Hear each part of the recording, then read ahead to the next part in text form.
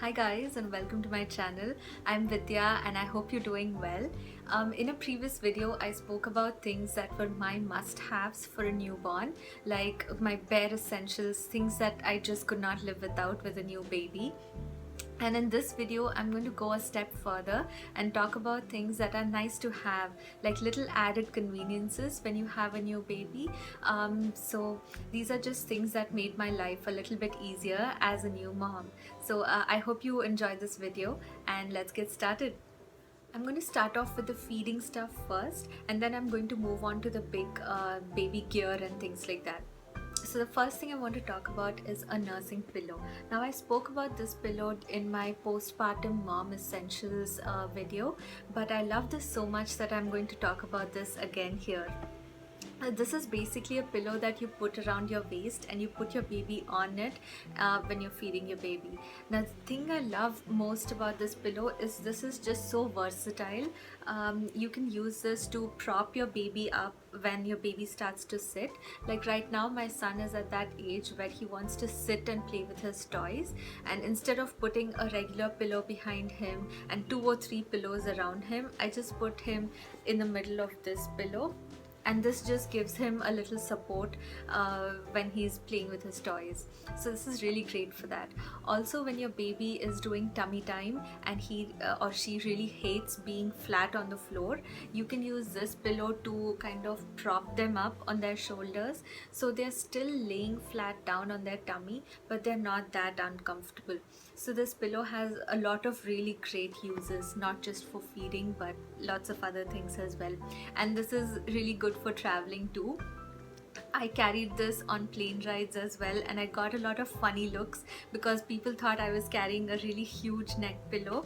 But anything for the baby, anything for the baby to be comfortable on the plane, right? So I just love this pillow. This is by a brand called Boppy. You'll find a lot of different brands making such kind of pillows, and it comes with a removable cover that you can just wash it. And that is a really great feature because the pillow has been spit up on and peed on numerous times, and it's always been in really good condition. Even after 7 months I use it every single day. So this is I highly recommend this pillow. The next thing that's nice to have when you're breastfeeding your child is a breast pump. Now depending on your circumstances, this may or may not be a necessity, because if you have to go back to work soon after you give birth to your baby and you still want your baby to have breast milk, you might need a breast pump. And in some countries you get this through your insurance for free, so that is really good. But in India you have to buy a breast pump, and you get two kinds. You can get the electric one. So this is, you just plug this pump into a power socket and you can adjust the suction and the speed, and you can use this to like pump on both sides at the same time. So this really saves a lot of time, like if you are going back to work or anything like that. You can get a electric pump like this or a manual one. Now I love the manual one because I'll show you. So this, you have to kind of do that and use it that way. The reason I like this a lot because it is just so travel friendly. Instead of carrying this whole thing, and the electric one comes in its own bag, so you have to carry the whole bag and its bottles and uh, pipes and everything. Instead of carrying this whole thing when you're traveling, you can just carry a manual one. This is a little more time consuming than the electric pump, but it's so much more convenient to carry around because it's got only this part, limited number of parts to clean and sterilize. And the best feature is, so this is by a company called Philips Avent, and it comes with a bottle. So once you've finished pumping milk into this bottle, you can just put the lid on and directly feed the baby with this. And if you want to store some milk, you can just put the travel lid on and put it in the fridge. So it just makes one less component to wash and sterilize every time. On the other hand, the electric ones, you have to transfer the milk into different containers and store them and wash the entire setup and everything. So even though the electric one is convenient in that it saves time, the manual one is just more travel friendly. So they both have their pros and cons, and depending on your situation you can buy one or the other or both. Like me, I bought the manual one just for traveling, and I found this was so much more convenient than the electric one. So at one point I just stopped using this thing and just would use this. For me, this was not an absolute necessity because I was not going back to work immediately after giving birth to my son. So the only reason I used this was when I needed to have a break.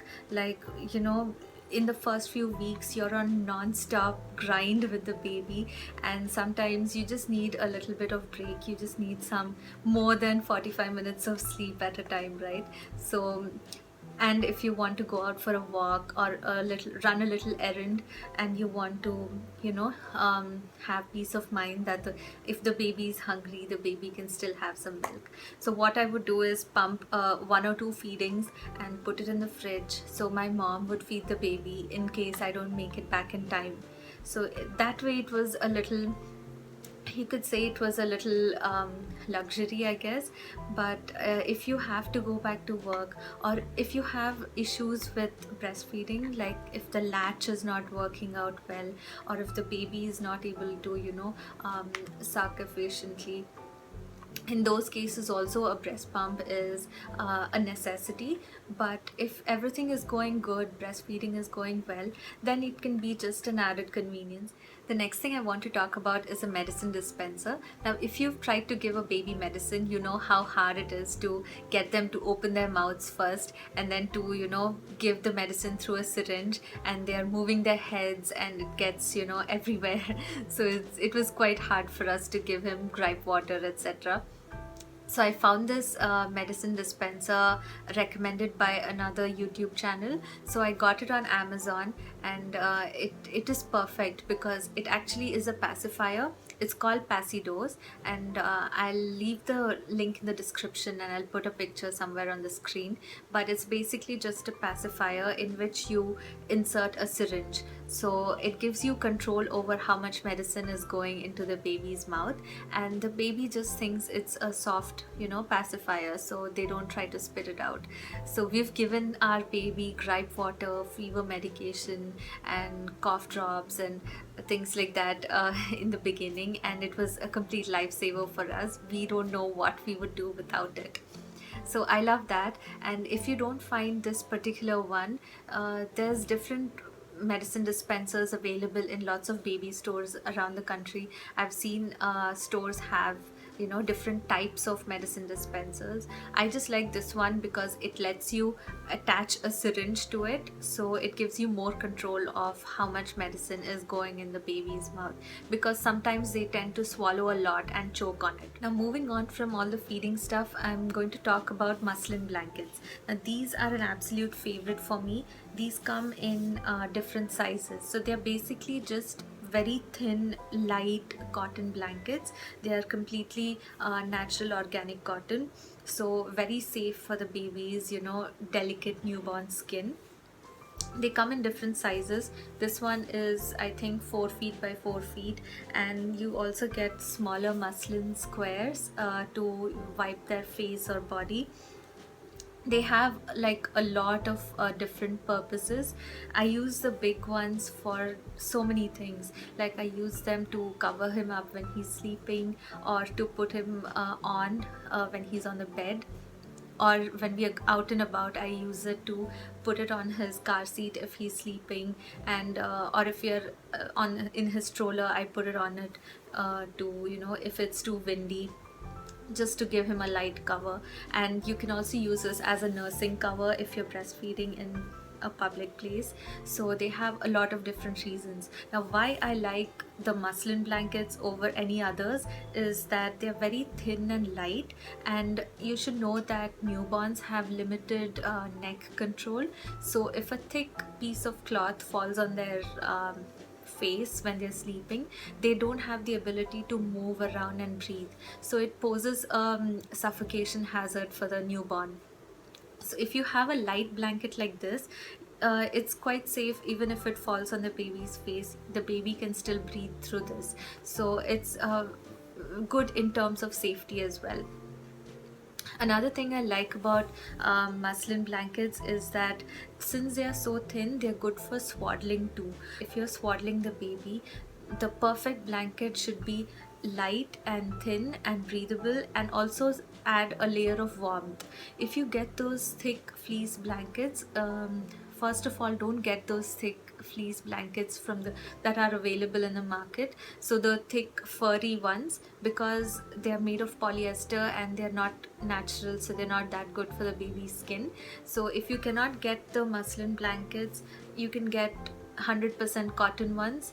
But if you get your hands on these muslin blankets, I promise you, you will not look back at any other blanket after that. These are just so good. So these are by a brand called Aden and Anais, and they make the softest muslin cloth ever, I think. I've tried a few and I love these the most, and they come in so many cute patterns that I just fall in love with them every time. So I highly recommend getting some muslin blankets for your baby. Next, I'm going to talk about some gear that made my life and my baby's life just a little bit more comfortable in the beginning. Like, for example, a feeding chair or a nursing chair. So I found that a nursing chair was very comfortable to me in the beginning, because you have to sit for many hours in the same position, because babies nurse a lot in the beginning. So I found myself sitting upright with the baby on my lap for extended periods of time. So it was very important to have good posture so that you don't damage your back. So you can sit with a pillow against a wall or against your bed, and that would work too. And I mean, it's not essential to have a chair, but I found that having a chair that rocks a little was so much more soothing for the baby to fall asleep. And even if he was not feeding, I would just hold him in my arms and sit on that rocking chair and kind of, sing to him or talk to him, and it would just be so comfortable and soothing to the baby. So I love my chair, and I'll insert a picture of it somewhere. My husband calls this my throne, because I would just spend hours and hours on that chair and it would just be so comfortable for me. I kept a little bottle of water and some snacks and a book or so handy in a little shelf next to my chair, and I was so comfortable with it. I just love my chair. So I highly recommend getting either a chair like this, or setting up a little space for yourself when you're breastfeeding, because you are going to stay in that position for a long time. So either have a little corner on a bed, or in a room somewhere, and make that your space. Just put some things that you need, a little bottle of water, or a picture, or some flowers or something, because it's really important for you to feel good, so that the baby is nice and comfortable and well rested in your arms, because you're going to be, like I said, in that position for extended periods of time.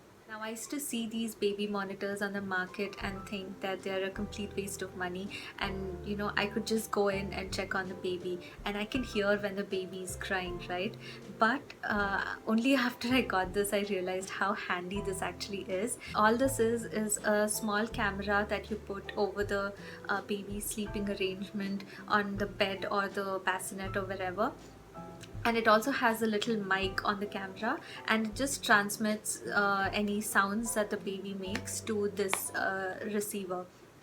So all you have to do is carry this around, charge this up and carry this around wherever you go, and it has a range, like it covers most of my house, so it works out really well. It gives me like a lot of independence. So if I have this, I know the baby is all right, and if he wakes up, I can hear it and come back to him anytime.